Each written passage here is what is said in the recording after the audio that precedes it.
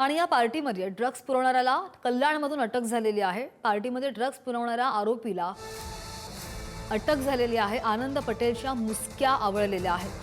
पहाटे 5:30च्या सुमारास पोलिसांनी कल्याण येथील वायलनगर परिसरामध्ये असलेल्या आनंद पटेलच्या घरी धाड टाकली।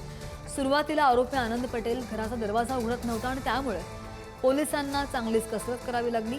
दरम्यान या ड्रग्ज प्रकरणात पोलिसांनी आतापर्यंत 6 जणांना अटक केल्याची माहिती।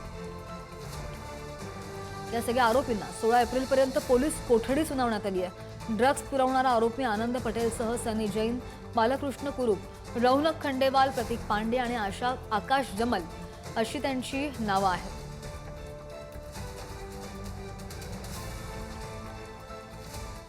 आणि गोरेगावमधल्या ड्रग्ज प्रकरणी गृहमंत्र्यांनी तातडीनं कारवाई केली पाहिजे अशी मागणी खासदार सुप्रिया सुळेंनी केली आहे। तर या ड्रग्ज प्रकरणी पोलीस योग्य ती कारवाई करतील असं सुद्धा आमदार अमित साटम यांनी म्हटलंय। पाहूयात। मला असं वाटतं याची तातडीने एक इन्क्वायरी झाली पाहिजे। मुंबईचे कमिशनर यांनी याची इन्क्वायरी देऊन महाराष्ट्राला आणि मुंबईला सांगितलं पाहिजे की काय नक्की तिथे घडलं आणि हे जर पोलिसांच्या डोळ्यासमोर हे होत असेल हे अतिशय चिंताजनक आहे। याचा मी जाहीर निषेध करते आणि तातडीने गृह मंत्रालयाने याच्यावर ऍक्शन घेतली पाहिजे।